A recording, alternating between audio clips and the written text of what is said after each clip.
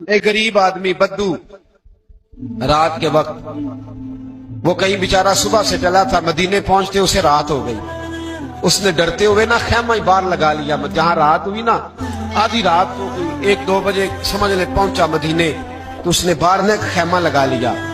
बीवी उसकी उम्मीद से थी, बच्चे की विलादत का वक्त करीब आ गया, बीमार हो गई, उसने खैमा लगाया।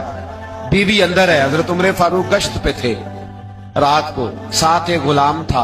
हजरत उमर फारूक रज़ी अल्लाह ताला अन्हु कहने लगे वो आग जल रही है थोड़ी सी, पता करो कौन है। तो आपका गुलाम पता करने गया तो बद्दू ने डांट दिया, कहने लगे जाओ तुम्हें क्यों बताऊं।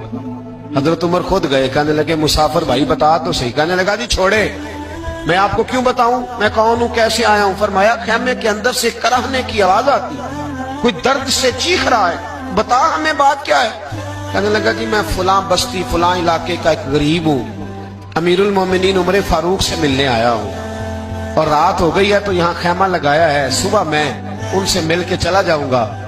तो रात को तकलीफ देना पसंद नहीं किया, तो मेरी बीवी उम्मीद से थी, अब बच्चे की विलादत का वक्त करीब है, पास कोई नहीं। हजरत उमर कहने लगे तू ठहर, मैं अभी आया। चेहरे पे नकाब, उसे बताया नहीं मैं ही अमीरुल मोमिनीन। उमर दौड़े गए, अपनी जौजा से कहने लगे अगर तुझे बहुत बड़ा अजर मिल रहा हो तो हासिल करेगी। क्या करूंगी, तो कहने लगे चल फिर मेरे साथ, बहुत बड़ा अजर है। एक दोस्त के यहाँ विलादत का वक्त है, जरूरत की चीजें साथ ले लो। उस औरत ने थोड़े दाने ले लिए, घी ले लिया। हजरत उमर से कहने लगी लकड़ियां इकट्ठी कर ले। अमीरुल मोमिनीन, काउंसलर की बात नहीं बता रहा आपको, मैं आपको एमपीए की बात नहीं बता रहा, एमएनए की बात नहीं बता रहा, जो 10 गांवों को मिला के चेयरमैन बना उसकी बात नहीं बता रहा, उसकी बात बता रहा हूं जो 22 लाख मुरब्बा मील का हुक्मरान है। उसकी बात बता रहा हूं जो गली से गुजरे तो शैतान रास्ता ही बदल जाता है। उसकी बात बता रहा हूं जिसके बारे में मेरे मुस्तफा करीम सल्लल्लाहु ताला अलैहि वसल्लम ने फरमाया मेरा उम्र तो वो है कि 950 साल हजरत जिब्रील भी इसकी शान बयान करे तो अजमत खत्म नहीं होती। इतना बड़ा शख्स। हजरत उमर ने लकड़ियां इकट्ठी की, ईंटों का रोड़े लेके चूल्हा बनाया, पहुंच गए। आपकी जौजा कहने लगी ये थोड़े दाने डालने, घी डालने और एक लकड़ी लेके इसको हिलाएं, तैयार करें। खुद जौजा अंदर चली गई, हजरत उमर बाहर पकाने लगे। वो बद्दू कहता है मैं इस तरह का उनके साथ बिहेव करने लगा जैसे वो किसी चौकीदार के साथ नहीं करता। मैंने समझा जी उमर ने चौकीदार रखे आने जाने वाले मेहमानों का। मैं कभी पानी का प्याला मांगता, कभी कोई बात, उमर दौड़े जाते, कभी पानी लाते। ओ मुसलमानों, ओ मेरे रसूल के गुलाम अजीजो, हजरत उमर फारूक। वो गुलाम कहता है मैं उमर से कहता, मैं कहता गुलाम पानी ला, तो उमर दौड़ के पानी लाते। मैं कहता तुझे घी पकाना भी आता है, पहले भी कभी पकाया है? तो उमर फरमाते कोशिश तो कर रहा हूं। मैं कहता पहले भी कभी तेरी बीवी ने ये काम किया है? तो हजरत उमर कहने लगे मुझे याद नहीं, पूछ के बताऊंगा।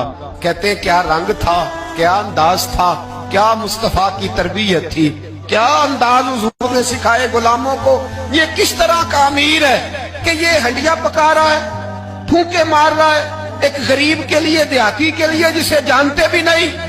अंदर उस शख्स की बीवी के यहाँ बेटा पैदा हुआ तो हजरत उमर की बीवी अंदर से बोल के कहने लगी अमीरुल मोमिनीन मुबारक हो, आपके दोस्त के यहाँ बेटा पैदा हुआ है। जब कहा ना अमीरुल मोमिनीन मुबारक हो, तो वो शख्स कहता है मेरे हाथ कांपने लगे और मैं इस तरह दौड़ा कि मेरी पगड़ी गिर गई। मैं दौड़ा तो उमर ने बुलाया, कहा किधर जाते हो? कहने लगा आप अमीरुल मोमिनीन हैं, आप अमीरुल मोमिनीन, आप उमर हैं।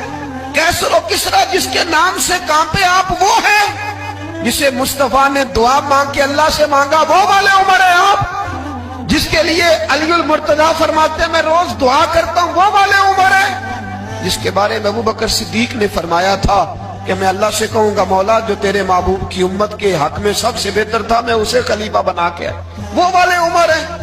उमर अमीरुल मोमिनीन की बीवी वो तो खातून अव्वल होती है, वो तो मलका होती है, और तेरी बीवी दाई बनकर एक गरीब के बच्चे के पास बैठी रही विलादत के वक्त। उमर अमीरुल मोमिनीन होके तेरी दाढ़ी सारी धुएं से भर गई तो ड्यूटी करता रहा। तो सैयदना उमर रो पड़े और उस बद्दू को सीने से लगा के कहने लगे तुझे पता नहीं तू कहां आया है? اس شہر کا پتہ ہے؟